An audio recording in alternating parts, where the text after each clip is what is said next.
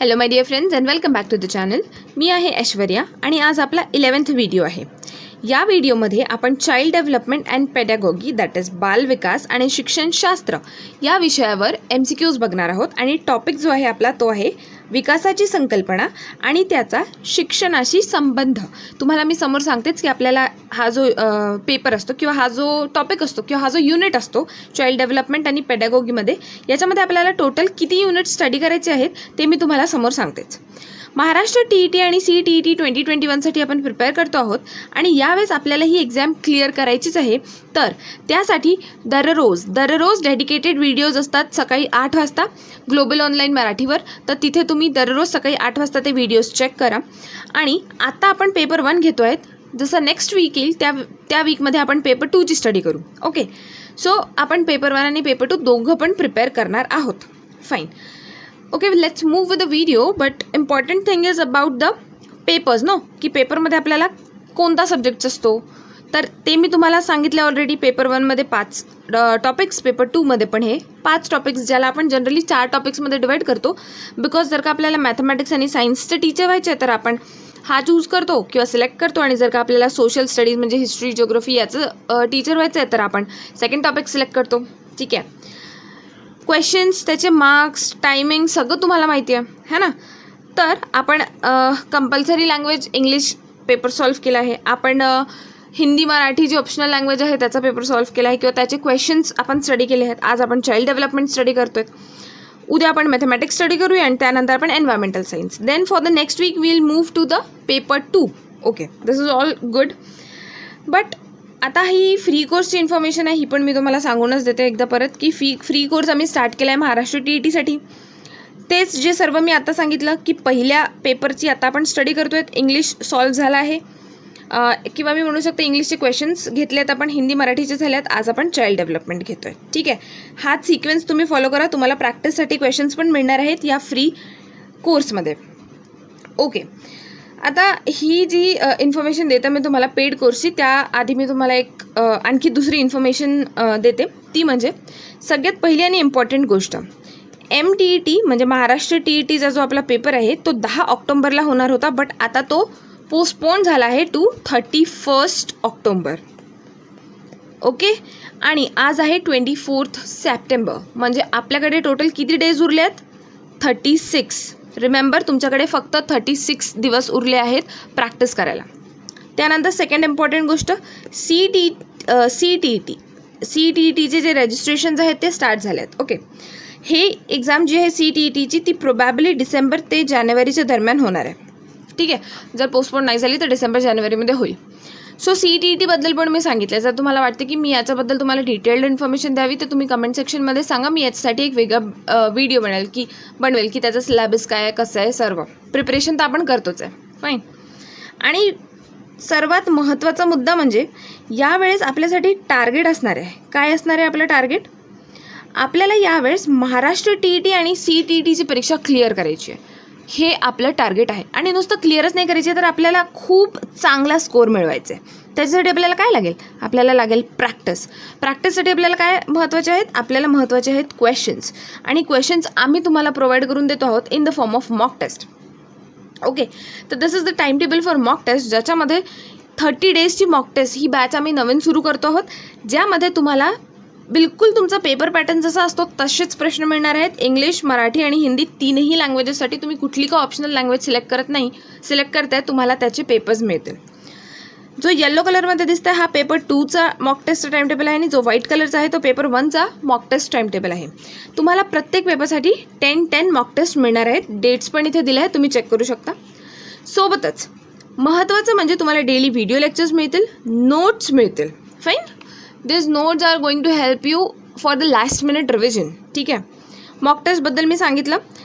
Taste आपण घेऊ, त्याचे सोल्युशन्स तुम्हाला मिळतील, प्रिव्हियस इयरचे क्वेश्चन्स मिळतील. हे सर्व काही तुम्हाला मिळेल फक्त 499 इतक्या रुपीजमध्ये. तर तुम्ही लगेच या व्हॉट्सअप ग्रुपशी कॉन्टॅक्ट करा आणि ही फीस पे करून तुम्ही हा कोर्स जॉईन करू शकता. ओके, आता आपण आपला आजचा व्हिडिओ स्टार्ट करूया आणि आपण क्वेश्चन्स बघूया. बट त्याआधी जसं की मी तुम्हाला म्हटलं होतं की आपल्याला याच्यामध्ये 22 टॉपिक्स आहेत शिकायला. बघा, चाइल्ड डेव्हलपमेंटमध्ये पेपर 1 आणि पेपर 2चं जर कंबाईन केलं तर आपल्याला किती टॉपिक्स आहेत? 22 टॉपिक सॉल्व्ह करणं खूप डिफिकल्ट होतं आहे ना. बट मी तुम्हाला बघा, आजच्या व्हिडिओमध्ये तर आपण फर्स्ट टॉपिक घेतोच आहेत. उरले बाकीचे 21 टॉपिक्स तर आपण व्हिडिओ वाईज कधी 2 तर कधी 3 असे टॉपिक सॉल्व्ह करू, त्याच्यावरचे क्वेश्चन सॉल्व्ह करू. क्वेश्चन्स आपण इथे सॉल्व्ह करू, जो कुठला आपला डिफिकल्ट तुम्हाला वाटत असेल क्वेश्चन, तर त्यासाठी आपण मी तुम्हाला सांगेल इथेच त्याचं explanation, or else notes available आहेत, तुम्ही तिथे पण ते नोट्स पण तुम्हाला हेल्प करतीलच. Okay, let's start then. काय म्हणतोय फर्स्ट प्रश्न? Which of the following is not the aspect of child development? खालीलपैकी कोणता बालविकासाचा पैलू नाही? ओके, फिजिकल डेव्हलपमेंट तर आहे, सोशल डेव्हलपमेंट पण आहे, कॉग्नेटिव्ह डेव्हलपमेंट पण आहे, but maturity is not the aspect of child development. परिपक्वता हा बालविकासाचा पैलू नाही. तर करेक्ट ऑप्शन काय असणार आहे? परिपक्वता, that is maturity. Next question. Development can be described as growth in. Development जे आहे किंवा विकास जे आहे त्याची वाढ म्हणून वर्तन केले जाऊ शकते. कशात? कॉग्नेटिव्ह स्टेटमध्ये किंवा मग फिजिकल स्टेटमध्ये किंवा सोशल स्टेटमध्ये की सर्वच? तर the answer is all of the above. Development can be described as growth in cognitive state, physical state आणि सोशल स्टेट, तिघं पण स्टेटमध्ये. तर the answer is all of the above. मग next, which of the following is not correct? ठीक आहे, काय म्हटलं? Not correct about meaning of development. डेव्हलपमेंटच्या मीनिंगबद्दल कुठलं करेक्ट नाही आहे खालचं स्टेटमेंट दिलेलं ते विचारतं आहे. पहिलं, it is a series of changes as a result of maturity. दुसरं, it is a series of changes as a result of experience. Then it is mere progressive series of changes. आता काय म्हटलं इथे? It is a mere progressive series of changes, म्हणजे ही केवळ बदलांची प्रगतिशील मालिका आहे. केवळ बदलांची प्रगतिशील मालिका. दिस इज रॉंग. ओके, आणि आपल्याला नॉट करेक्टच विचारलं आहे, तर the correct option is third option. Now question number 4. Development sequence starts with dash and ends with dash. Now हा एक असा क्वेश्चन आहे, तुम्हाला वाटेल हा सायन्सचा क्वेश्चन आहे, but no, this is from child development. Okay, तुम्हाला क्वेश्चन्स म्हणजे मी असे क्वेश्चन्स काढत आहे जे सोपे नाही वाटणार, बट स्टिल इम्पॉर्टंट आहेत एक्झामसाठी. सो हा जो क्वेश्चन आहे, development sequence starts with what and ends with what? Answer आहे ovum sperm. It starts with ovum and sperm and it ends with blastocyst. आता हे कसं आहे हे मी तुम्हाला एक्सप्लेन करते बघा. ओके, आता दिस इज द कंप्लीट डेव्हलपमेंट. बघा, हा जो फर्टिलाइज्ड एग आहे याचा अर्थ काय होतं? This is ovum plus sperm.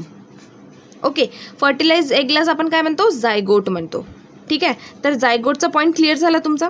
Ovum आणि स्पर्म मिळून फर्टिलाइज्ड एग म्हणतो, तो ओवम आणि स्पर्मचा पॉईंट क्लिअर झाला. मग काय आहे? फर्टिलायझेशन.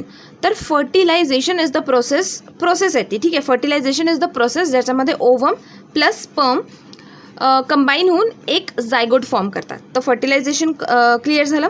मग काय उरलं आहे तुम्हाला? फक्त ब्लास्टोसिस्ट उरलं आहे. तर बघा, जसा जसा हा जायगोट डेव्हलप होत जातो, जसा जसा हा सेल डिव्हिजन करत जातो, तसा तसा हा एक कंप्लीट सेल मास म्हणू शकतो आपण, किंवा मास ऑफ सेल फॉर्म करतो, ज्याला ब्लास्टोसिस्ट म्हणतात.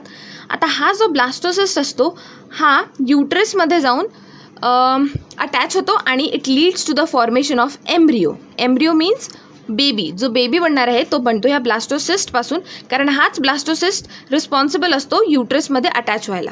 ठीक आहे, so development sequence starts with ovum and sperm and ends with blastocyst. Okay, I hope तुम्हाला कळलं असेल. Now next, the filling of shame and pride develops in which stage? Remember, आपल्याला असं वाटतं इन्फॅन्सी, चाइल्डहुड, ॲडोलसन्स आणि ॲडल्टहुड. सगळ्यात चुकीचा आन्सर जर आपण देत असतो तर adolescence. No, it is never adolescence, it is always childhood. Okay, so the feeling of shame and pride develops in childhood. Next question. The major difference about the concept of development between J.E. Anderson and E. Urlock is that Anderson considered it as dash and Hurlock considers it as dash.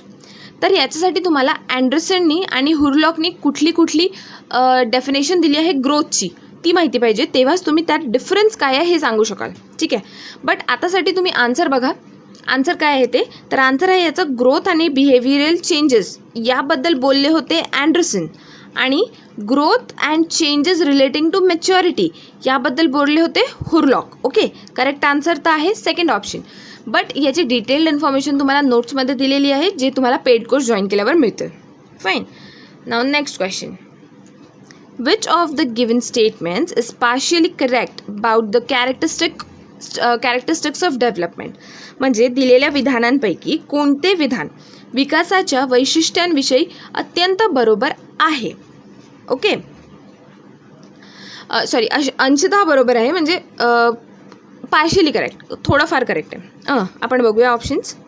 Each phase of development has its own variable, हे correct आहे आणि हे totally correct आहे. Okay, प्रत्येक फेजला त्यांचा वेगळा variable असतो. मग काय म्हणते, development is the process that is continuous. Okay, predictable right आहे. Has an individual difference. Okay, हे पण राईट आहे.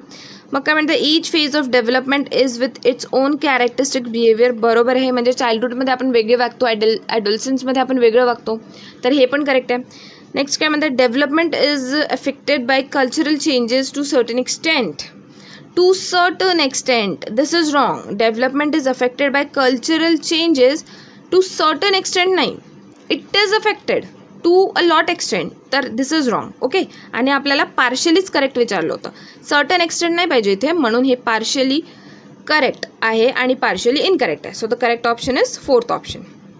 Next question. Consider the statement about the development in human beings. Human बिईंग्सच्या डेव्हलपमेंटसाठी आपल्याला काही स्टेटमेंट्स दिले आहेत, जसं it is up to adolescence, it is up to adulthood, it is up, म्हणजे it is throughout the life. ठीक आहे. आता काय म्हणते, which statement given above is correct. सांगा बरं कुठला स्टेटमेंट करेक्ट आहे. ग्रोथ फक्त किंवा डेव्हलपमेंट फक्त ॲडोलसन्सपर्यंत असतं का, किंवा ती फक्त ॲडल्टहुडपर्यंत असतं का, की ती आयुष्यभर असते. Very good. Growth is throughout life. So इथे काय विचारलं, करेक्ट कुठलं आहे म्हणतात, तर correct option is third option, only 3. Now next question. Consider the given statements. Mental development states that sensation is a gateway of knowledge. Then काय म्हणतात, motor development accounts for the strength and speed. मग काय म्हणतात, change in the individual behaviour due to maturation is learning. ठीक आहे. आता काय म्हणते, which of the given statement is correct. Correct कुठला स्टेटमेंट आहे हे आपल्याला विचारलं आहे. ठीक आहे. काय म्हणते, मानसिक विकास सांगतो की संवेदना ही ज्ञानाचे प्रवेशद्वार आहे. Okay, so this is not correct no. हा इतका पण करेक्ट स्टेटमेंट नाही आहे. मग दुसरं काय म्हणत आहे, मोटर विकास शक्ती आणि गतीसाठी जबाबदार आहे. मोटर विकास शक्ती आणि गतीसाठी जबाबदार आहे, नाही, हे पण पार्शियली इनकरेक्ट आहे. म्हणजे मोटर डेव्हलपमेंट म्हणजे फक्त ऐकून आपण स्ट्रेंथ आणि स्पीड डेव्हलप करतो का, नाही, आपल्याला रायटिंग प्रॅक्टिस जरुरी असते, तर हे पण रॉंग आहे.